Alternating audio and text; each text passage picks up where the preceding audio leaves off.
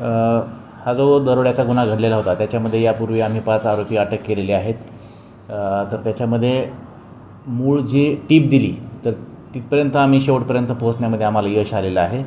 तर हे जे फिर्यादी आहेत संतोष लड्डा ज्यांच्या घरी दरोडा पडला त्यांच्याच कंपनीमध्ये काम करणारा एक बाळासाहेब इंगोले आहे। तर त्यानं ती माहिती बाहेर पुरवलेली आहे। बाळासाहेब इंगोले हा 2006 पासून त्यांच्या कंपनीमध्ये काम करायचा। त्यांच्या घरी त्याचं जाणं येणं असायचं, भाजीपाला घेऊन जाणे वगैरे यासाठी।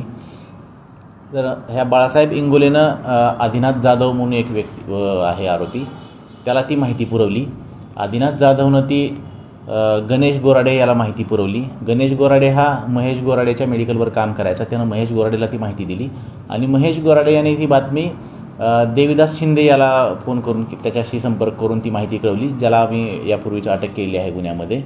आणि अशा प्रकारे ही पूर्ण चेन आम्हाला निष्पन्न करण्यामध्ये यश आलेलं आहे। एकूण किती आरोपी आहेत सर याच्यामध्ये? यापूर्वी 6 आरोपी अटक केले आहेत आणि आज हे जे आज निष्पन्न झाले आहेत त्यांच्या अटकेची प्रोसिजर सुरू आहे 4 आरोपींची। जे सोनं गेलेले त्या संदर्भात तपास सोन्याच्या बाबीमध्ये आमचा तपास सुरू आहे।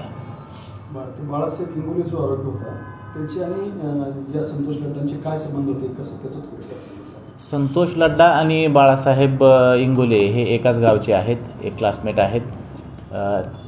बाळासाहेब इंगोले हा त्यांच्याच कंपनीमध्ये काम करायचा 2006 पासून, त्यामुळे त्यांचे रिलेशन चांगले होते आणि त्याच्यामुळे त्याला नेहमी घरी जाणं येणं असल्यामुळे या गोष्टीची पूर्ण कल्पना होती।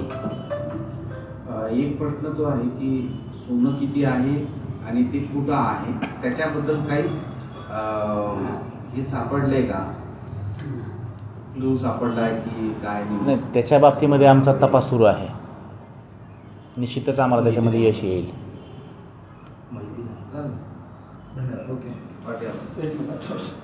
देवीदास शिंदे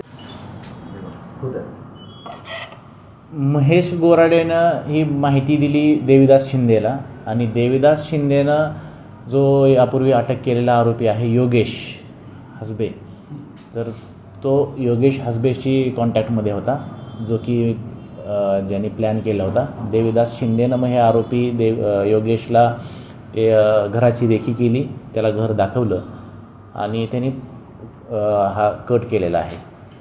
तर योगेश हा जो बाळासाहेब आहे, बाळासाहेबला घरातल्या सगळ्या गोष्टी बारीक सारीक माहीत होत्या का आणि म्हणून हे सगळं अत्यंत व्यवस्थितपणे केलेलं आहे? नाही, तो त्यांच्या घरी त्याचं जाणं येणं असायचं, त्यामुळं बऱ्यापैकी त्याला माहिती होती।